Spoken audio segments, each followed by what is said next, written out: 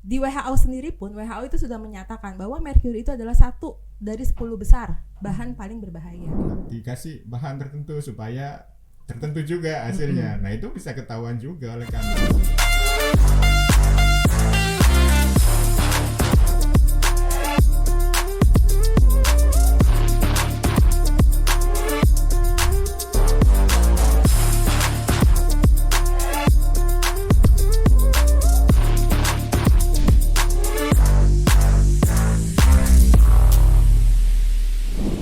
Hai, selamat datang Positive People. Bagaimana kabarnya hari ini? Nah, sekali hari ini saya Cika Udika akan menemani Positive People yang sudah standby tentunya di Positive Podcast Kosmetik Inspiratif, persembahan dari Badan POM. Wow, luar biasa ya, Badan POM ini selalu memberikan sesuatu persembahan yang baru, salah satunya lewat dari Podcast Kosmetik Inspiratif ini, dimana tentunya kami yakin bahwa banyak masyarakat, teman-teman yang sudah tertarik bahkan minat di industri kosmetik tapi bingung gimana caranya membangun, melihat dan juga memahami penerapan regulasinya. Nah, hari ini saya nggak sendirian dengan tema yang seru banget mengenai kenali bahan berbahaya dan bahan dilarang dalam kosmetik barengan sama dua narasumber kita. Saya mau kenalan dulu.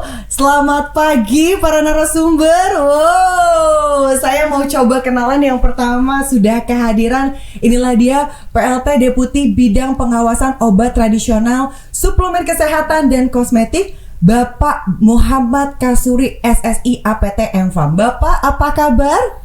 Alhamdulillah baik Mbak Cika. Baik, gimana perjalanan hari ini Pak? Biasa nih kalau kita kan lagi tag-nya di Jakarta ya. Jakarta ini penuh dengan liku-liku. Penuh dengan tantangan. Tantangan gitu ya. Tadi aman kesini Pak? Ya, alhamdulillah lancar ya. Aman, berarti kita udah siap ya bagi-bagi informasi ya Pak ya. Oke, Sudah siap. Dan saya juga nggak cuma berduaan doang, barengan sama Pak Kasuri.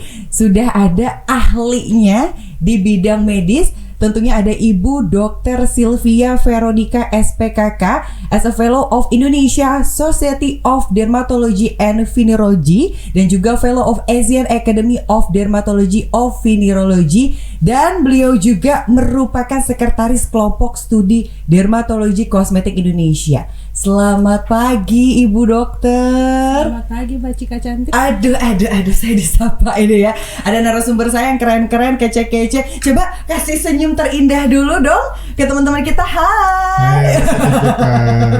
Lebih santai, lebih happy lagi. Nah, di sini barengan sama tentunya Pak Kasuri dan juga Ibu Dokter, kita mau bahas mengenai kosmetik.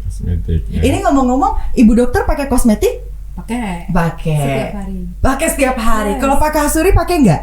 Oh iya dong. Pakai, benar, karena memang kadang-kadang nggak inget aja ya, laki-laki tuh ngerasa nggak lagi pakai kosmetik padahal pakai kosmetik ya Pak ya. Oke. Ini saya pengen nanya lebih dalam gitu, sebetulnya kosmetik itu apa sih Pak Kasuri? Ya, jangankan saya, semua orang pasti pakai kosmetik. Mm-mm. Mulai dari lahir hingga meninggal dunia pakai kosmetik. Oke, biasa Iya. kosmetik itu dipenuhi dengan bahan-bahan yang digunakan oleh tubuh kita berarti. Iya. Oke. Berarti kalau kita definisikan, kosmetik adalah bahan atau sediaan bahan yang digunakan pada permukaan luar tubuh kita. Oh, oke.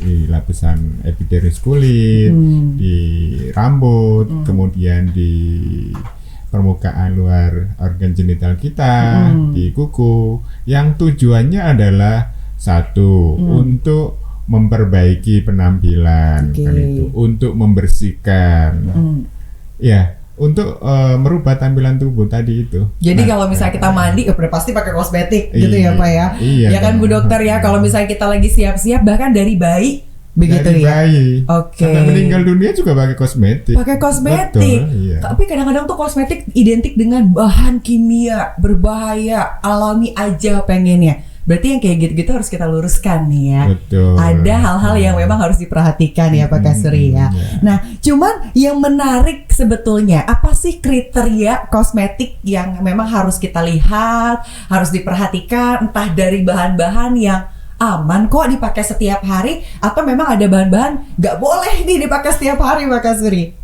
Iya, positive people harus memahami ya bahwa kosmetik yang digunakan itu harus memenuhi persyaratan tertentu gitu. Yang pertama tentunya adalah terkait dengan persyaratan keamanan, bahwa kosmetik yang diproduksi oleh siapapun ini tidak boleh mengandung bahan-bahan yang dilarang. Antara lain adalah bahan obat di sana. Tadi karena fungsinya adalah digunakan untuk tujuan merubah penampilan, memperbaiki, membersihkan, mewangikan, dan segala macamnya. Nah, ada regulasi Badan POM terkait dengan bahan-bahan yang boleh digunakan dan tidak boleh digunakan dalam kosmetik itu. Ada peraturan Badan POM nomor 17 tahun 2022 di sana. Jadi ada persyaratan terkait dengan keamanan. Kemudian yang kedua adalah kosmetik juga harus memenuhi persyaratan mutu di sana. Kualitasnya harus bagus. Ada persyaratan terkait dengan harus lolos uji laboratorium kan itu, sesuai dengan persyaratan yang ada di Kodeks Kosmetika Indonesia di sana. Persyaratan mutu. Kemudian yang kedua adalah memenuhi persyaratan penandaan. Jadi di labelnya itu harus memenuhi terkait dengan nama kosmetiknya apa, kemudian kegunaannya apa, komposisinya apa, diproduksi oleh siapa, alamatnya juga jelas, dan tentunya adalah notifikasi di sana. Dan selanjutnya adalah harus memenuhi persyaratan terkait dengan klaim kan itu. Tadi bahwa kosmetik digunakan apa tadi tujuannya? Artinya tidak boleh mengklaim bahwa kosmetik ini dapat menyembuhkan. Kalau tidak sesuai. Itu kita menilai, mengevaluasi terkait dengan klaim tersebut.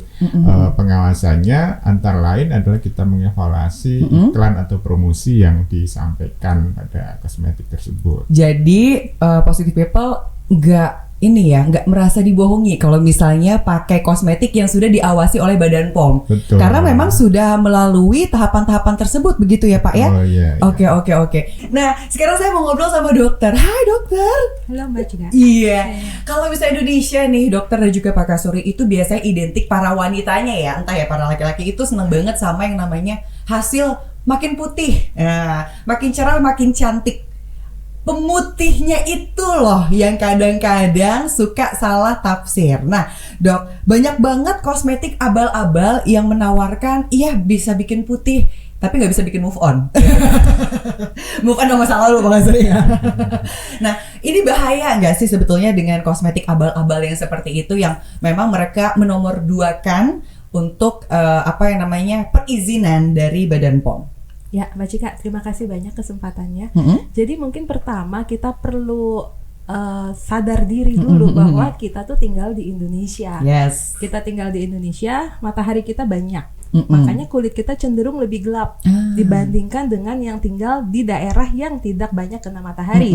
Contohnya di negara-negara utara, tidak di Khatulistiwa seperti kita. Jadi sebenarnya kulit gelap itu suatu anugerah. Kenapa? Karena kulit gelap itu berarti mengandung banyak zat-zat, banyak pelindung kulit. Jadi pigmennya banyak. Kalau kita ngomong bahasa dokternya itu pigmen. Jadi pigmen itu adalah bagian kulit yang ada di lapisan kulit yang tujuannya untuk melindungi kulit kita dari matahari. Karena kita tinggal di banyak matahari, badan kita otomatis memproduksi banyak pigmen supaya terlindung gitu loh, supaya kulit kita aman. Jadi keganasan kulit, kasus-kasus kanker kulit itu kan biasanya rata-rata terjadi karena akibat matahari juga. Makanya kulit kita menggelap karena ya itu kita butuh pigmen ini untuk sebagai pelindung kita terhadap matahari. Sayangnya TV kita, dunia hiburan sangat mendewakan berkulit putih, berkulit cerah, karena memang modelnya bukan model Indonesia, ya kan, modelnya dari luar negeri yang notabene mataharinya mungkin nggak sebanyak di Indonesia, ya kan, jadi kulit mereka wajar dong lebih putih. Nah, seperti Mbak Cika bilang, jadi banyaklah ciwi-ciwi ya. Iya. Hey. Jadi semuanya pengen kulitnya sama kayak idolnya gitu loh. Ya datanglah mereka berbondong-bondong, dok saya mau diputihin kulitnya. Sebenarnya gampang kalau kita mau mencerahkan kulit kita, satu, jangan kena matahari. Ya kemana? Sulit dong kalau di kita. Tapi bisa. Gimana caranya? Pakai topi, pakai payung, pakai kacamata, pakai tangan panjang, pakai sandal panjang, jangan kena matahari. Iya. Otomatis cerah. Coba Mbak Cika coba. Paling nanti dikira, oh ninja nih, ninja Hattori. Mbak Cika coba 3 bulan nggak usah keluar rumah, dalam kamar ya pasti putihan. Karena dia akan menyesuaikan ya si tubuh ya. Karena kan tubuh manusia tuh pintar. Kita kalau misalnya tahu kondisinya panas, kita harus menjaga nih tubuh kita dengan dia menghitamkan kulit. Berarti ada salah tafsir di sini ya. Ya, itulah kenapa edukasi terhadap masyarakat terus-menerus kita lakukan supaya masyarakat lebih cerdas untuk memilih. Nah, sekarang kembali ke pemutih kulit Mbak Cika. Memang di pasaran itu banyak laporan dari Badan POM bahwa banyak ditemukan bahan-bahan yang memang tidak harusnya ada di dalam produk. Salah satunya merkuri, Mbak. Itu adalah bahan paling berbahaya. Itu termasuk dalam kategori bahan berbahaya. Di WHO sendiri pun, WHO itu sudah menyatakan bahwa merkuri itu adalah 1 dari 10 besar bahan paling berbahaya. Dia termasuk beracun. Karena merkuri itu bisa masuk ke dalam badan kita tuh melalui olesan saja dia sudah bisa masuk. Kan kadang-kadang ada bahan harus diminum baru dia bisa masuk, tanpa dioleskan nggak bisa masuk. Merkuri bisa.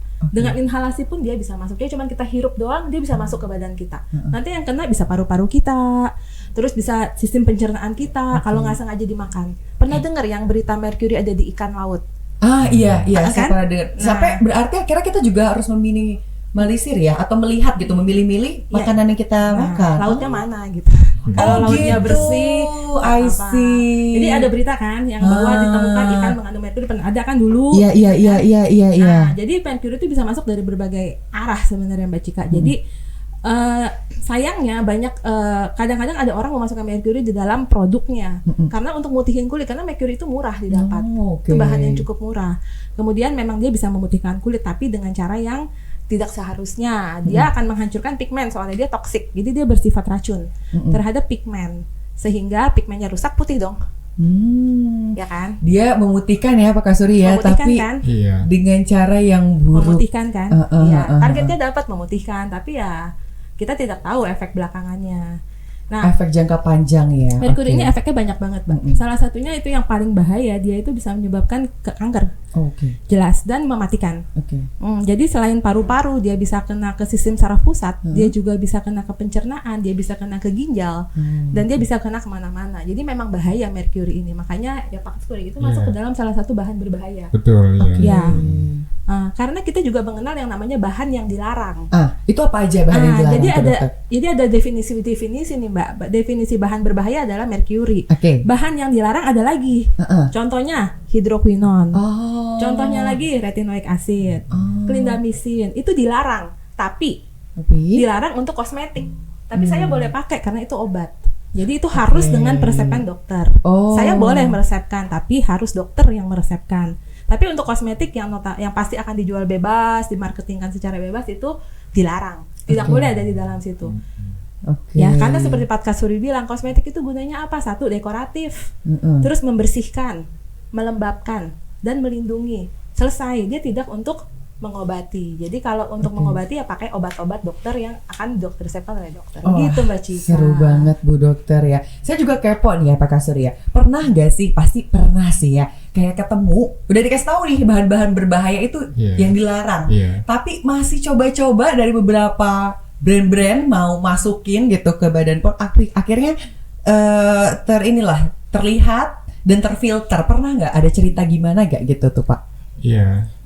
Pada saat evaluasi yang awal kita kan melihat dari dokumen, kemudian juga kita melakukan pengawasan mulai dari sebelum beredar hingga pada saat beredar. Nah biasanya pelaku usaha nggak konsisten kan itu. Awalnya baik-baik saja, tapi kan tadi itu karena demand ya, masyarakat pengen ini, akhirnya ada cerita nih dikasih bahan tertentu supaya tertentu juga hasilnya. Nah itu bisa ketahuan juga oleh kami karena kita melakukan pengawasan post market bahwa kosmetik yang beredar pun kita awasi, kita uji secara laboratorium.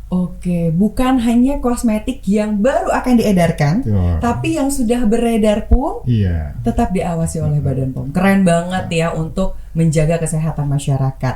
Tapi dokter, saya juga penasaran, kan ada yang bilang kayak banyak nih kosmetik yang efeknya cepat, berarti harus diawasi itu ya kalau efeknya cepat. Sama yang kedua, saya mau tanya, biar masyarakat makin terbuka, jangka pendek dan jangka panjangnya, tadi kan jangka panjangnya bilang kanker ya paling bahaya, itu apa sih bener nggak sih ada beberapa hal nih ya Pak ya, saya mau cerita nih. Ternyata ketika dia menggunakan kosmetik tiba-tiba berhenti, kulitnya langsung wah break out. Apakah itu salah satu penyebab dari bahan-bahan berbahaya, Ibu Dok? Jadi gini, kalau bahan berbahaya contoh merkuri. Yes. Nah, merkuri itu kalau dipakai awal-awal mungkin kalau kulitnya tidak iritasi, orang nggak tahu. Tapi jangka panjang, kok kulitnya putihnya cepet ya? Aneh ya. Nah, baru kita bisa curiga. Sementara bahan-bahan yang dilarang tadi, yang yang dilarang ada dalam kosmetik, contohnya hidroquinone, retinoic acid, itu cenderung lebih iritatif. Jadi kalau dipakai terlalu, maksudnya dipakai kemudian kulitnya tidak bisa. Mungkin kadarnya, dosisnya kan namanya juga nggak terkontrol ya Mbak ya. Kalau dalam kosmetik kan nggak ada pengawasan, itu kan harusnya nggak boleh, tapi ada di dalam situ ya, kulitnya bisa menjadi iritasi, lebih merah seperti itu. Akhirnya kulit jadi kulit sensitif ya? Itu yang kelihatan. Kalau yang belum kelihatan seperti merkuri yang jangka panjang itu yang nggak kelihatan. Makanya itu bahaya, itu kenapa sebabnya Badan POM selalu menggencarkan dilarang karena itu barang berbahaya, karena ya itu efek jangka panjangnya yang kita takut. Dan nggak kelihatan dan hasilnya instan, masyarakat cepat putih, makanya masyarakat seneng. Jadi dan memang murah. Itu ya. Jadi memang harus diawasi betul-betul. Kalau memang sudah beredar pun tenang, Badan POM sudah memiliki aturan-aturan tertentu untuk terus mengawasi ya. Nah, kalau saya sebagai masyarakat awam pengen lihat ini sebenarnya berbahaya apa enggak ya? Saya pengen tahu ada ciri-ciri enggak bahan-bahan berbahaya seperti itu, Dokter? Sayangnya sama aja. Jadi kalau kita ngeliat satu pot ada krimnya, saya nggak tahu tuh isinya apa aja, saya nggak tahu. Karena warnanya sama ya, Pak ya, sorry ya, warnanya putih semua, kadang bening semua. Jadi saya hanya bisa percaya dengan stiker yang ada di depannya, kan ditulis tuh ingredientsnya apa aja. Oh, saya bisa percaya ini aja. Tapi yang paling penting positif harus tahu bahwa kalau kita ingin membeli suatu produk, perhatikan harus ada NA, nomor notifikasi dari Badan POM. Selama sudah ada nomor notifikasi dari Badan POM itu aman. Karena ya sudah diawasi secara sepenuhnya oleh Badan POM. Karena banyak kalau yang beredar ada yang jual di mana-mana gitu ya Mbak ya, maksudnya yang nggak secara resmi dijual, kadang-kadang tanpa ada notifikasi number itu dijual. Nah kalau dari Badan POM sendiri gimana caranya untuk memfilter yang sudah beredar di pasaran Pak Kasudi? Saya juga penasaran nih, terutama yang tadi NA-nya belum terdetek ya Ibu ya. Iya, tentu kalau sudah beredar di pasaran, kita melakukan pengawasan secara berkala ya, melalui petugas kami baik di pusat maupun di daerah tadi itu. Jadi pengawasan kami tidak hanya ke fokus produk, tapi juga ke sarananya, ke tempat produksinya. Yang pertama, kita pastikan mereka tetap memenuhi persyaratan cara pembuatan kosmetik yang baik, kemudian di tingkat distribusi atau diimportir juga kita awasi distribusinya. Nah kemudian produknya tadi melalui kegiatan sampling dan pengujian secara acak, kosmetik-kosmetik yang beredar ini kita uji dan kita akan feedbackkan. Bisa saja kosmetik tidak mengandung berbahaya, tapi pada saat proses transportasi sehingga mengalami stabilitas yang kurang, kemudian bisa menyebabkan kulit rusak. Ini juga kita akan awasi dan kita berikan feedback baik itu ke industri. Yang pertama mungkin akan memperbaiki formulanya atau perbaikan terhadap keterangan yang di label. Karena kan setiap orang kulitnya berbeda-beda ya, sensitivitasnya terhadap orang yang kategori tertentu mungkin menjadi iritasi. Nah ini perlu warning di dalam labelnya. Nah ini tentunya terkait dengan pengawasan atau monitoring efek samping kosmetik tadi itu. Tapi Mbak Cika, saya juga heran kenapa sih wanita pingin putih? Kan? Bukannya kalau keputihan juga bahaya? Bener. Takutnya tiba-tiba transparan ya, kelihatan ada ginjal ya. Banyak wanita ke dokter ya Dok karena keputihan. Putih banget gitu. Bukan. Saya koneknya lama ya ternyata ya. Saya juga bingung sebenarnya Pak Kasur. Tolong jangan komentar ya. Tapi sebenarnya gini Pak ya, kalau ngomongin masalah putih itu, kadang-kadang malah ya Dok, udah putih pun nggak ada kapasitas puas. Itulah manusia ya, nggak ada puasnya. Kalau ngomongin bahan juga kita nggak bisa melihat secara detail. Tapi setidaknya Badan POM juga salah satunya dengan mengadakan positif ini, podcast yang tentunya akan menginspirasi teman-teman di luar sana, adalah upaya kita untuk memberikan informasi dan pengetahuan gitu ya untuk para positive people mengenai kira-kira regulasi seperti apa yang sudah dilakukan oleh Badan POM untuk mengawasi kosmetik-kosmetik yang kiranya berbahaya, agar teman-teman di luar sana biar lebih percaya, lebih trust lagi untuk menggunakan kosmetik yang sudah beredar. Seperti itu ya Pak Kasuri dan juga Ibu Dokter ya. Nah, kira-kira ada alternatif lain gak sih Bu Dok? Kalau tadi kan ada beberapa bahan-bahan yang mudah nih untuk bikin kita putih tapi berbahaya. Kalau ini ya boleh deh digunakan dan biasanya lulus nih dari Badan POM. Boleh dikasih bocoran, siapa tahu positive people langsung nyatet abis ini ya, biar bikin kosmetiknya lebih aman gitu. Silakan Bu Dok. Ya Mbak Cik, thank you. Jadi kalau untuk listing ya saya rasa Pak Kasuri boleh Pak, ada 100 bahan gitu. Tapi kalau kita lihat secara di masyarakat, contohnya nih ya, Mbak Cik, iya. bedak salisil udah pernah denger dong. Kalau kita gatel-gatel, pakainya bedak salisil dulu. Berarti kan secara langsung bahan salisil aman dong. Terus contoh keduanya mungkin sabun sulfur, pernah dengar? Pernah. Iya, kalau kita katanya kalau jerawatan cuci muka dulu pakai sabun sulfur, pernah dengar nggak? Iya, sulfur itu kan salah satu dari batu ya, bebatuan juga ya. Bentuk kristalnya adalah bentuk kristalnya batu. Bentuknya batu. Bisa dibubukkan, bisa iya. Itu tergantung farmasisnya. Nah, itu salah 2 contoh Mbak. Banyak banget di alam yang sangat bisa aman.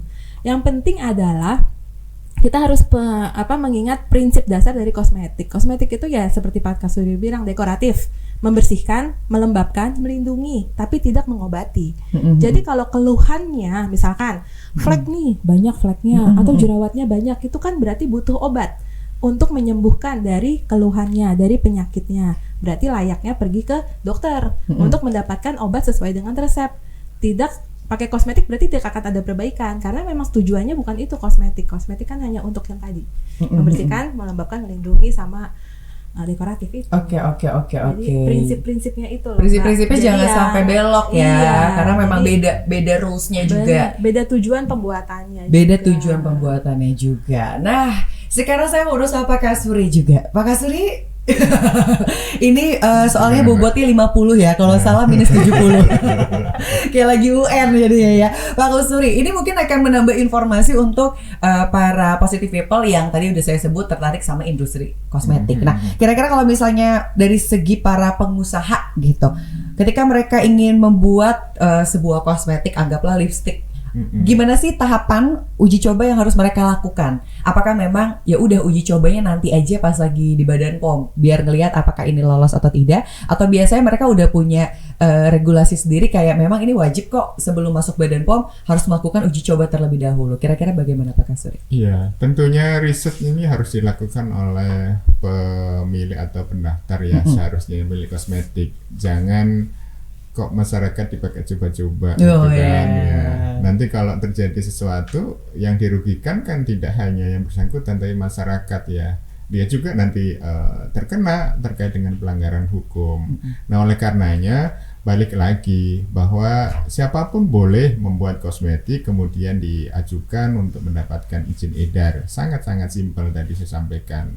Notifikasi hanya menyampaikan terkait dengan daftar informasi produk ya, terkait bahan-bahan yang digunakan, kemudian proses pembuatan seperti apa, kemudian jadinya seperti apa, kemudian informasi terkait dengan kegunaan, komposisinya, tidak melanggar sesuai dengan tadi yang saya sampaikan. Ada peraturan Badan POM nomor 17 tahun 2022 terkait dengan bahan-bahan yang boleh digunakan dan yang tidak boleh digunakan.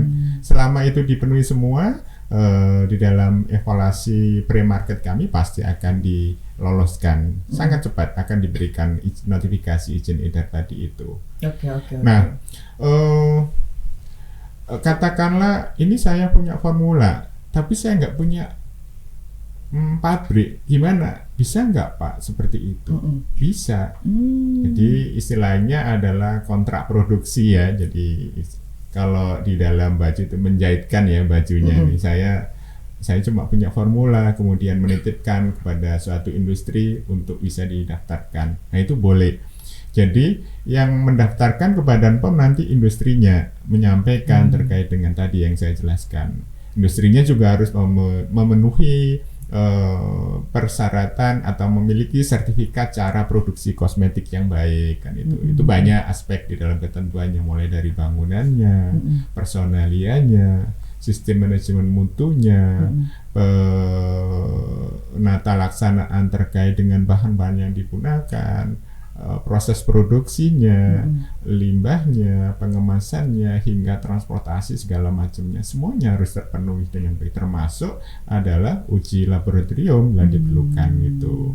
Nah, meskipun yang mendaftarkan adalah pelaku usaha atau industrinya, maka yang pemilik merek atau formula tadi juga ikut bertanggung jawab, tidak hanya bisa nanti yang menjadi yang memiliki tanggung jawab hanya pabriknya. Jadi nggak bisa lepas tangan ya Pak? Tidak bisa lepas tangan. Kalau terjadi sesuatu dengan kosmetik yang dibikin oleh pabrik tadi, yang punya formula juga ikut. Karena kan pabrik eksekutor dan membantu ya kira-kira kalau misalnya untuk masuk dan tahapannya baik seperti ini, tapi tetap ya para pemilik industrinya harus fokus, dilihat dulu ini tujuan dan juga bahan-bahannya seperti apa, begitu ya Pak ya. Oke. Nah sekarang juga lagi banyak fenomena nih Bu Dok dan juga Pak Kasuri, artis-artis punya banyak kosmetik sendiri, iya rame banget nih.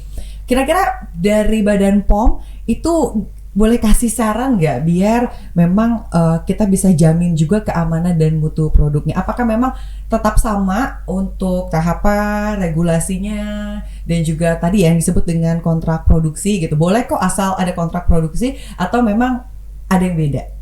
Iya sama Mbak. Jadi para artis boleh memiliki kosmetik tadi itu, yang tadi itu disampaikan ke industri untuk melakukan kontrak produksi ya, untuk membuatkan terkait dengan brand yang dimiliki tadi. Tapi tetap kewajibannya sama, kaitannya dengan tanggung jawab bahwa produk yang dibikin harus memiliki mutu dan keamanan sesuai dengan persyaratan yang ditetapkan oleh Badan POM tadi itu. Oke. Tetap ya, harus dicatat. Apa tadi? Harus sesuai ya Pak ya, dari mutunya. Tadi juga kalau kita flashback di pertanyaan-pertanyaan pertama, tahapannya tuh nggak sedikit loh untuk beredar gitu ya. Bahkan udah beredar masih kita pantau begitu ya Bu Dok dan juga Pak Kasuri ya. Nah, saya tertarik dengan pembahasan mengenai tantangan mengenai kontrak produksi. Nah, ini kalau dihubungkan dengan penjamin keamanan dan mutu produksi itu seperti apa sebetulnya Pak Kasuri? Karena kan kalau untuk kontrak produksi tadi sempat disinggung juga ya Bu Dok ya, ternyata nggak bisa saya misalkan sebagai owner ya, saya percayakan ke satu anggaplah kontrak produksi saya ada pabrik gitu, terus saya lepas tangan aja, kalau ada apa-apa pabrik itu aja. Nah ini biar teman-teman relate juga, ternyata ada aturannya. Badan POM juga sudah memberikan aturan tersebut. Boleh Pak dijelaskan lebih dalam mengenai kontrak produksi ini? Iya. Yang pertama tantangannya adalah tadi demand ya. Konsumen ini yang kadang-kadang suka menggoda para pelaku usaha. Digoda Bapak? Betul. Ya. Karena tadi kata Dr. Sylvie itu, pingin ini, pingin itu, maka otaknya akan berpikir kan, saya harus membuat kosmetik seperti ini, harus ditambahin ini. Nah itu yang pertama, yang awal. Tambahin bubuk cinta ya Pak? Betul. Kemudian yang berikutnya tantangannya adalah kaitannya dengan konsistensi ya, pelaku usaha atau industri yang dijadikan kontrak produksi tadi itu untuk bisa memproduksi sesuai dengan persyaratan. Ini biasanya mereka juga sering dari hasil pengawasan kami, mereka tidak konsisten terhadap janji yang diberikan itu, sehingga mengubah komposisi, padahal segala macam, kalau ada perubahan formula apapun, merubah label segala macam harus dilaporkan kepada regulator atau Badan POM, sehingga kita masih tetap memantau bahwa ini loh produknya yang aslinya yang sesuai dengan yang didaftarkan pertama. Jangan sampai nanti ada produk yang berbeda kemudian itu bukan produk kami kan, itu karena sudah nggak sesuai, artinya betul itu.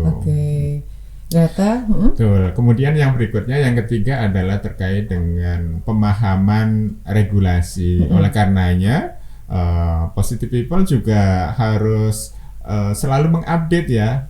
Kenapa Badan POM tidak henti-hentinya melakukan edukasi, sosialisasi? Karena tadi itu perkembangan sebuah bahan atau zat yang digunakan untuk kosmetik mungkin saat ini tidak berbahaya, tapi pada saat penggunaan yang lama dievaluasi maka berbahaya. Oleh karenanya ini kita akan larang yang demikian atau penggunaannya dibatasi. Tadi Dr. Shirley menyampaikan hidrokinon dulu dibolehkan gitu, tapi ternyata memiliki efek yang tidak bagus terhadap kulit kan itu, bahkan sampai kanker. Oleh karenanya sekarang dilarang kan itu. Oke. Update seperti ini ya yang memang harus diperhatikan ya Bapak ya. Harus diperhatikan oleh para kontrak produksi tadi. Oke. Nah, dokter, ini sekarang saya juga penasaran sama permasalahan kulit. Nah, biar makin terbuka lagi teman-teman di sini.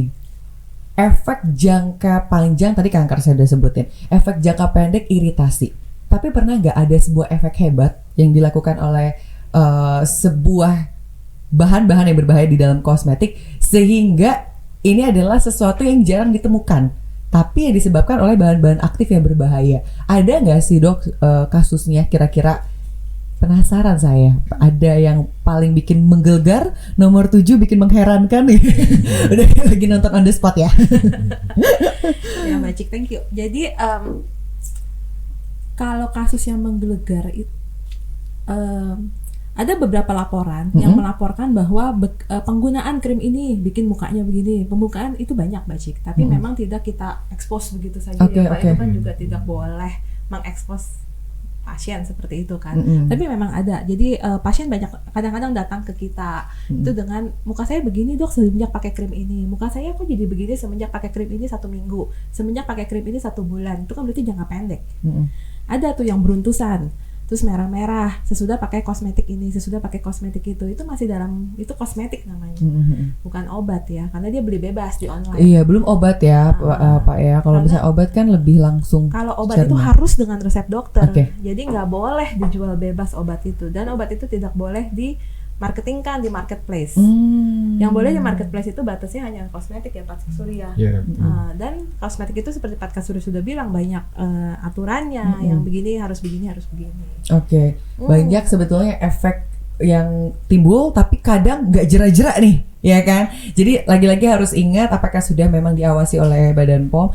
Dan ternyata tadi juga Pak Kasuri sempat bilang banyak juga yang inkonsistensi ya Pak ya. Jadi kita tetap harus hati-hati ya apapun yang terjadi ya. Nah, untuk menghindari kita sebagai orang awam biar tahu oh ini konsisten apa enggak ya udah diawasi oleh Badan POM, apakah bisa terlihat Pak apa dari NA-nya atau gimana kira-kira Pak? Iya betul. Jadi ini saya kasih tips ya boleh ya untuk positive people ya terkait dengan gimana sih Pak untuk mendapatkan kosmetik yang aman. Tentu yang pertama pastikan notifikasinya ada, jadi nomor izin edar ada. Ini bisa dicek melalui aplikasi BPOM Mobile kan itu, bisa download di Android maupun iOS BPOM Mobile. Kemudian nanti tinggal bisa dicek apakah memasukkan nomor notifikasinya atau nama produknya, nanti akan ketahuan yang terdaftar di Badan POM atau tidak. Kemudian yang kedua adalah diupayakan membeli di tempat yang resmi kan itu. Kadang-kadang karena kita sudah di era digitalisasi, semua belanja online kan itu, nggak dicek kan itu, tidak jelas dari mana asalnya kosmetiknya kan itu.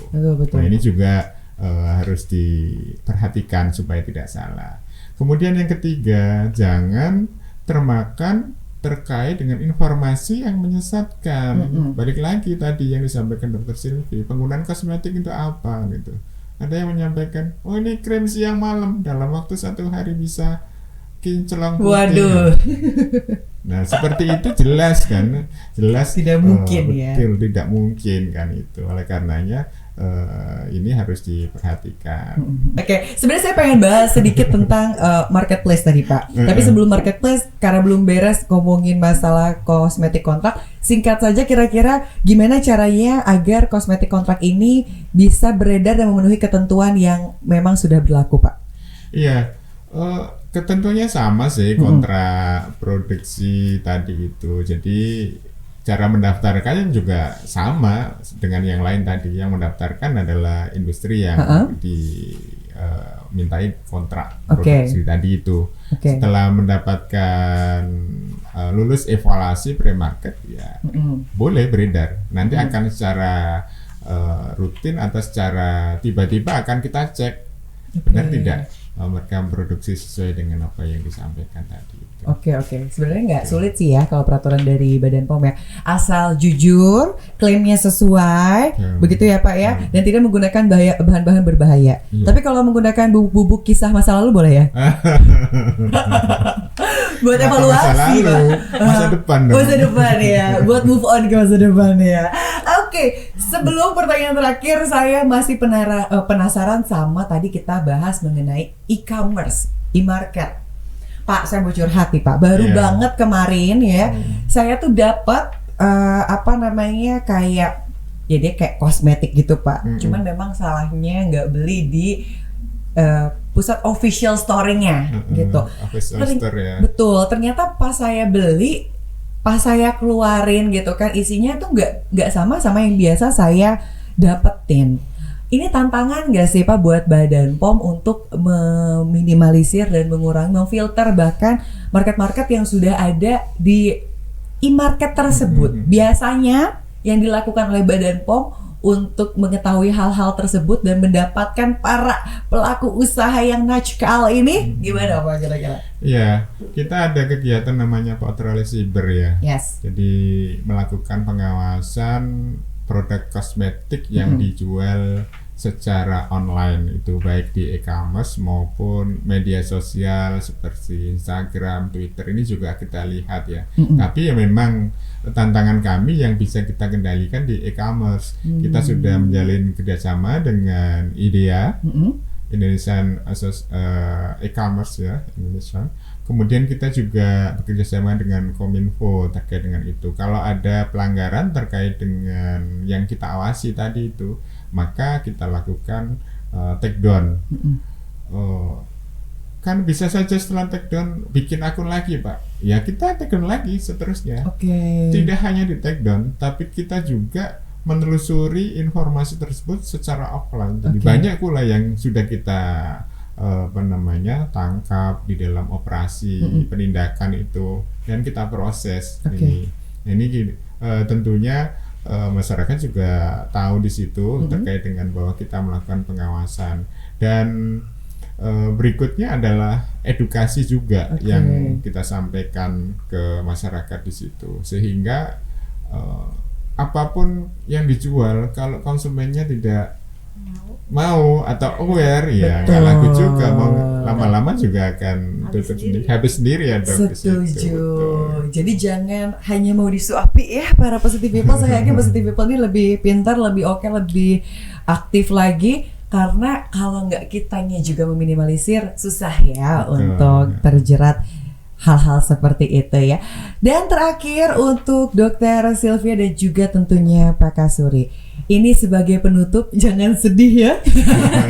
Jangan sedih, ntar kita ketemu ngobrol-ngobrol lagi. Kira-kira ada nggak sih tips bagi BUPN sebelum melakukan kontrak produksi agar produk yang dihasilkannya aman, tentram, nyaman, solihah, kepanjangan, dan tentunya bisa bermanfaat untuk banyak masyarakat? Silahkan. Tentu bagi BUPN tadi itu Badan POM selalu meningkatkan pengawasan terhadap produk-produk yang dibuat oleh industri tadi itu, memastikan. Nah, kita juga membutuhkan komitmen yang baik dari BUPN bahwa apa yang diproduksi ya sesuai dengan apa yang didaftarkan itu, sehingga produknya memang benar-benar aman dan bermanfaat bagi konsumen. Berarti harus benar-benar sesuai intinya, begitu ya Pak ya. Bu Dokter silakan. Kalau saya mungkin ada penutup untuk para masyarakat dulu. Para masyarakat itu ya seperti Mbak Cika bilang, jadilah pembeli yang cerdas. Ya kalau penyakit ya ke dokter. Kalau butuh kosmetik baru, mencari kosmetik di tempat yang benar dengan produsen yang jelas, dengan notifikasi number yang jelas juga. Jadi jelas apa yang ditempelkan ke kulitnya. Jadi nggak sembarangan tempel. Apa yang ditempel ini soalnya kena ke kulit, kulit itu benda hidup. dia akan merespon terhadap apa yang kita pakai. Nggak cocok ya dia akan merah, nggak cocok dia akan bermasalah pokoknya. Syukur kalau dia cuma di kulit, tapi kalau dia sampai serap ke dalam, masuk ke dalam tubuh, repot lagi nanti urusan. Jadi jadilah masyarakat yang cerdas terhadap penggunaan kosmetik. Dan yang kedua, untuk para BUPN itu kalau ingin membuat kontraproduksi ya sebaiknya cari produsen yang memang sesuai dengan Pak Kasuri bilang, mengikuti CPKB yang baik, mengikuti aturan-aturan yang sudah jelas sehingga produk yang dihasilkan menjadi berkualitas dan menjadi jelas sehingga aman untuk semuanya. Dan kalau sudah aman, jangka panjang pasti laris kan, Mbak? Ujungnya juga tentram semuanya, cuan gitu. Baik, Pak Kasuri terima kasih banyak loh. Satu lagi. Waduh, Pak Kasuri, ternyata Pak Kasuri ini penuh kejutan ya. Cepat sekali sih majikan. Pak Kasuri mau kita tambah 3 jam lagi Pak Kasuri? Enggak, satu aja guys. Beberapa kalimat ya terkait dengan konsumen cerdas. Kami mengingatkan bahwa kita punya tagline cek artinya periksa ya, klik singkatan. Yang pertama, kalau beli kosmetik bahwa periksa kemasannya ini tidak rusak. Kenapa sih Pak kalau rusak? Ada potensi pertumbuhan mikroba di dalam sediaannya, bisa saja seperti itu ya kalau rusak, kalau bocor segala macamnya. Kemudian yang kedua adalah baca labelnya itu di situ. Nah, beberapa kosmetik kan tidak bisa digunakan untuk semua umur gitu. Nah, ini harus waspada di situ, baca label. Kemudian yang berikutnya pastikan bahwa memiliki izin edar dari Badan POM, notifikasi tadi itu. Dan yang terakhir adalah kadaluarsa, batas kadaluarsa. Nah, ini kalau ceklik ini bisa dipedomani oleh seluruh konsumen, insya Allah konsumen akan mendapatkan kosmetik sesuai dengan yang diinginkan. Keren banget. Ditutup dengan ceklik gitu ya. Ceklik gitu. Oh gitu gerakannya ya. Jangan lupa dicek dulu izin edarnya, jangan sampai mendapatkan yang sudah terbuka ya Pak ya. Biar hati Bapak dan Bu Dokter saja yang terbuka dan hati saya. Kalau untuk peredaran dan juga untuk produk-produk harus dilihat lagi. Jangan lupa juga kadaluarsanya serta nomor izinnya ya. Terakhir ada yang mau disampaikan? Jangan sampai nanti saya closing masih ada di dalam hati yang terganjal gitu kira-kira. Ada nggak kira-kira, silakan Pak dan juga Bu Dokter. Ya, kapan kita siaran lagi? Nagih ya, ternyata nagih ya. Terima kasih banyak Pak Kasuri, terima kasih banyak Bu Dokter, luar biasa sekali hari ini. Ternyata dimulai dengan episode yang sangat menyenangkan dan tidak terasa pembahasan hari ini cukup kompleks tapi seru dibawain dari podcast Kosmetik Inspiratif dari Badan POM. Dan teman-teman jangan lupa juga untuk follow Instagram serta TikTok kita biar dapetin episode-episode seru lainnya. Tentunya di @waskos.bpom atau Badan POM. Selanjutnya juga di Facebook serta YouTube di Direktorat Pengawasan Kosmetik Badan POM. Sampai ketemu lagi tentunya di episode selanjutnya. Saya Cika Audika. Selamat sore, Mas pagi ya. Sampai jumpa.